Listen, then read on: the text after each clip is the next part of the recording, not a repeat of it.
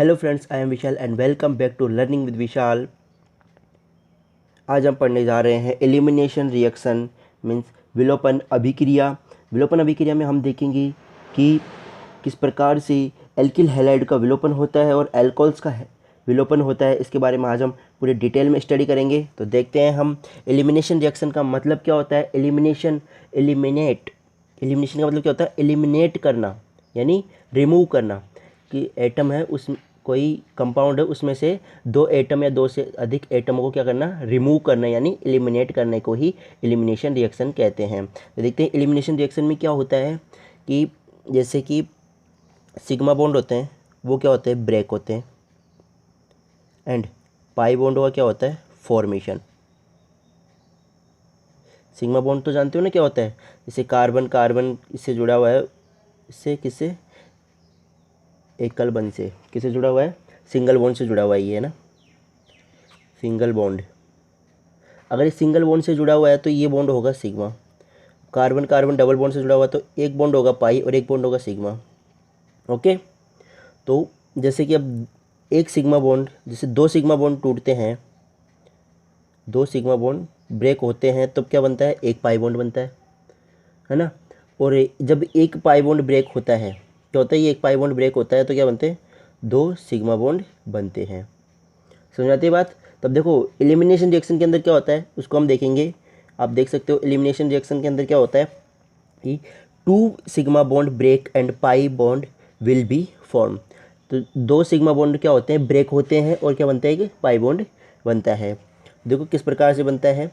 इसे कोई कंपाउंड है अपना ए बी कंपाउंड, इससे ये दो सिग्मा बॉन्ड से जुड़े हुए हैं।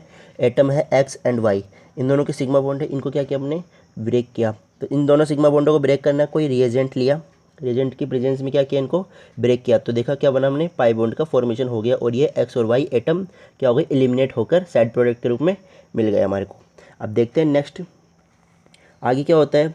देखो अगर यहाँ पे दो सिग्मा बॉन्ड है यहाँ पे भी, और इन दोनों को भी अगर हमने ब्रेक किएंगे कोई रिएजेंट की प्रेजेंस में, तो यहाँ पे भी क्या होगा? ट्रिपल बॉन्ड बन जाएगा ना। और यहाँ पे एक्स और वाई क्या बन जाएंगे? साइड प्रोडक्ट के रूप में बन जाएंगे। और जो अपनी एलिमिनेशन रिएक्शन होती है ये कैसी होती है? एडिशन रिएक्शन होती है ना, जिसके जस्ट अपोजिट होती है। कैसी होती है? अपोजिट होती है। जो एडिशन रिएक्शन होती है उसके अंदर क्या होते हैं कि कोई दो एटम होते हैं वो जुड़ते हैं, और इसके इसके अंदर क्या होता है? जो एलिमिनेशन रिएक्शन होती है दो एटमों को क्या करती है? बॉन्डों को ब्रेक करती है ना। तो यही होता है एलिमिनेशन रिएक्शन में। एडिशन रिएक्शन का अपोजिट होता है। तो आगे हम देखते हैं किस प्रकार से। यहाँ पे लिखा हुआ just opposite to the addition reaction. Addition reaction की क्या होती है? एलिमिनेशन रिएक्शन जस्ट अपोजिट होती है। अब आगे देखते हैं हम एलिमिनेशन रिएक्शन कितने टाइप की होती है। एलिमिनेशन रिएक्शन में होती है टू टाइप्स की होती है, डिहाइड्रोहेलोजिनेशन एंड डिहाइड्रेशन। डिहाइड्रोहेलोजिनेशन में क्या होता है? विहाइड्रोहेलोजनीकरण। डी का मतलब होता है रिमूव होना। डी का मतलब क्या होता है? रिमूव होना। देखो मैं आपको बताता हूँ। देखो डी का मतलब तो होता है रिमूव होना। डी का मतलब क्या होता है? रिमूव। हाइड्रो, हाइड्रो मतलब एच एटम यानी हाइड्रोजन। और हेलोजिनेशन, हेलोजिनेशन मतलब एक्स यानी हेलोजन एटम, जैसे fluorine chlorine bromine iodine and other. Okay, dehydro halogenation का मीन्स क्या होता है कि halogen and hydrogen atom, H x atom का क्या होना? एलिमिनेट होना। एच एक्स एटम का क्या होना? एलिमिनेट होना। एच एक्स एटम का क्या हो गया? एलिमिनेट हो गया। इसको बोलते हैं डिहाइड्रो हेलोजिनेशन। अब ये होता है डिहाइड्रेशन। डिहाइड्रेशन का मतलब क्या होता है? एच ओ एच यानी एच ओ एच मतलब क्या होता है? जल, वाटर। वाटर का एटम का क्या होना? एलिमिनेशन होना। एच टू ओ का क्या होना? एलिमिनेशन होना। एच टू एटम होता है ना, उसका एलिमिनेशन होना। अब देखते हैं हम डिहाइड्रो हेलोजिनेशन को पढ़ते हैं हम किस प्रकार से होती है। देखो डिहाइड्रो हेलोजिनेशन, डिहाइड्रोहेलोजिनेशन होती है एल्किल हैलाइडो में। किन में होती है डिहाइड्रो हेलोजिनेशन? एल्किल हैलाइडो के अंदर। देखो फ्रेंड्स, अब हम पढ़ते हैं डिहाइड्रो हेलोजिनेशन। डिहाइड्रो हेलोजिनेशन का मीन्स क्या होता है मैंने बता दिया आपको। अब डिहाइड्रो हेलोजिनेशन किन में होता है? ये होता है एल्किल हैलाइड में। किस में होता है? एल्किल हैलाइड में। देखो किस प्रकार से रिएक्शन होती है। देखो मैं आपको बता देता हूँ। इसमें होता है एक एल्किल हैलाइड यानी क्लोरो एल्केन। ओके,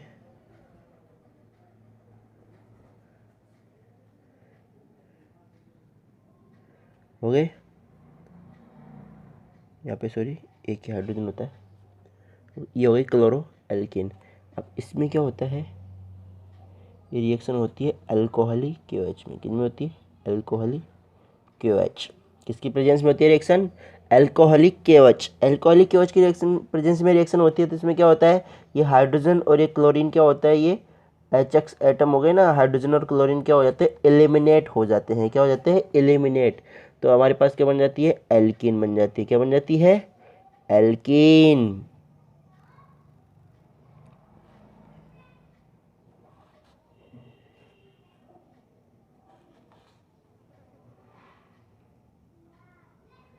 बन गई, हमारे पास क्या बन जाती है, एल्कीन बन जाती है। ओके, ये क्या बन जाती है हमारे पास, एल्कीन बन जाती है। तो अब एल्कीन बन जाती है। अब देखते हैं ये इस प्रकार की रिएक्शन होती कैसे है, क्या होती है ये रिएक्शन, किस प्रकार से होती है, इसके मैकेनिज्म देखेंगे। तो इसकी मैकेनिज्म टू टाइप से पॉसिबल होती है, E1 मैकेनिज्म और E2 mechanism. E1 and E2 हम पढ़ेंगे अब। E1 मैकेनिज्म,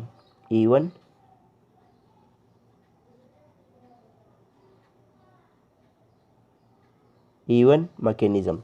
देखो E1 मैकेनिज्म में क्या होता है, जैसे SN1 और SN2 रिएक्शन होती है ना, उसी प्रकार से होती है E1 and E2 mechanism. E1 mechanism में क्या होता है कि यूनिमोलिकुलर होती है। ये कैसी होती है, यूनिमोलिकुलर। और कितने स्टेप में होती है ये रिएक्शन, 2 स्टेप में होती है। कितने स्टेप में होती है, 2 स्टेप में। हम देखो इसकी मैकेनिज्म पढ़ रहे हैं, किसकी, एलिमिनेशन रिएक्शन में डीहाइड्रोहेलोजनेशन की मैकेनिज्म पढ़ रहे हैं। ये मैकेनिज्म 2 टाइप से संभव है, 2 टाइप से पॉसिबल है, E1 और E2। हम पढ़ रहे हैं अब E1 वाली। कौन सी वाली पढ़ रहे हैं, E1 मैकेनिज्म। तो E1 मैकेनिज्म कैसे होती है, 2 स्टेप में होती है। किस स्टेप में होती है, 2 स्टेप में। देखो फर्स्ट स्टेप में क्या होती है, हमने एल्किल हैलाइड लिया। ये क्या, हमने एल्किल हैलाइड लिया, CH3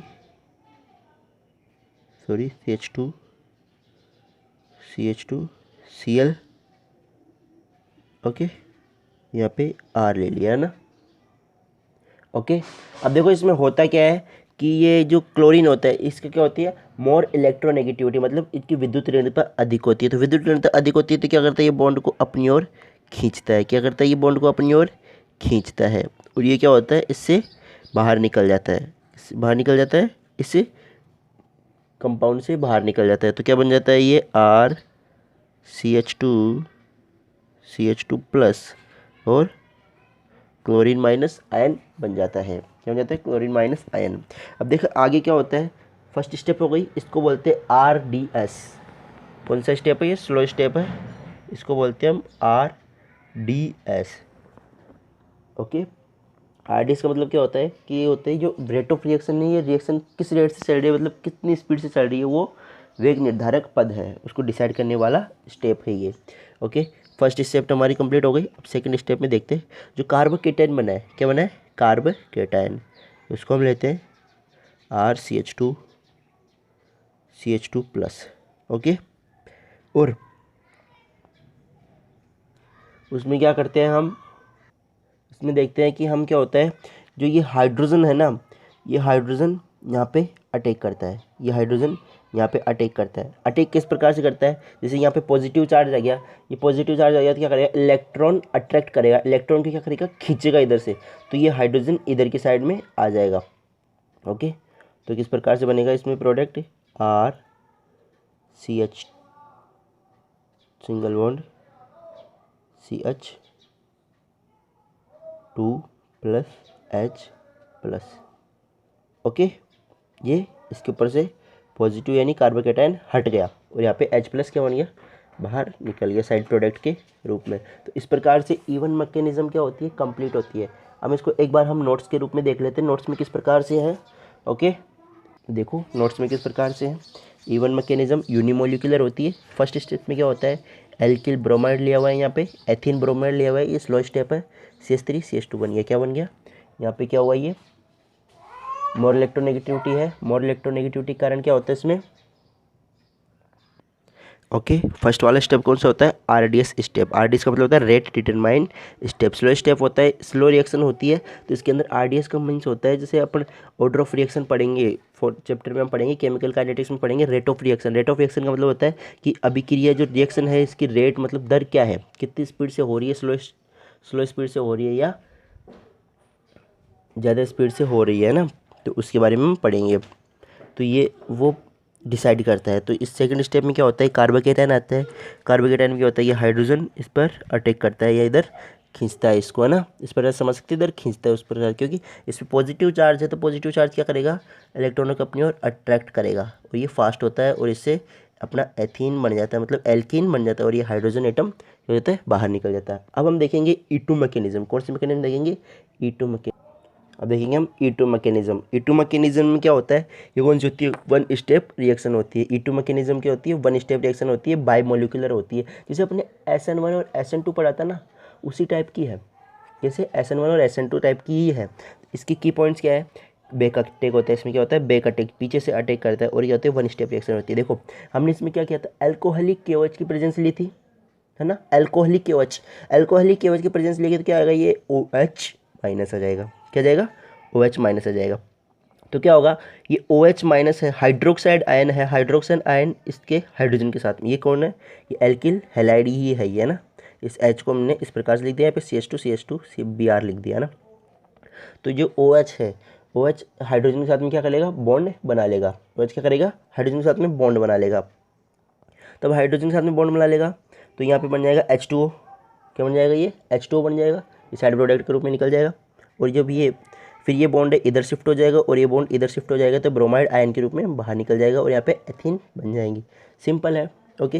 अगर इसको लैंग्वेज के रूप में लिखना पाएंगे तो कैसे लिखेंगे हम, when we treat the alcoholic KOH with alkyl halide, that time alkene will be formed। Okay, so simple. अब देखते हैं हम next, dehydration of alcohols. Dehydration का मतलब क्या होता है, हाइड्रोजन और OH, हाइड्रोजन और OH मतलब एक H2O अणु, H2O मॉलिक्यूल बाहर निकलना। तो देखो इसमें क्या होता है, हम लेते हैं अल्कोहल, लेते हैं क्या, लेते हैं अल्कोहल, अल्कोहल लेते हैं, इसकी रिएक्शन कराते हैं H2SO4 sulphuric acid concentrated H2SO4 in the presence of concentrate H2SO4 और टेम्परेचर कितना है 443 केल्विन पे। देखते हैं इसके अंदर अल्कोहल लिया, अल्कोहल में क्या हुआ, ये CH3 CH2 OH, यहाँ से H और OH मतलब H2O क्या हो गया, एलिमिनेशन हो गया। और देखते हैं यहाँ पे क्या होता है, CH2 डबल बॉन्ड CH2 बन गया और इसे क्या बोलते हैं H2O साइड प्रोडक्ट के रूप में निकल गया। बस यही है डिहाइड्रेशन ऑफ द अल्कोहल्स। अब देखते हैं इसकी मैकेनिज्म। मैकेनिज्म बहुत ईजी है, देखो मैकेनिज्म में क्या होता है, इसमें मैकेनिज्म दिखाता हूँ मैं आपको।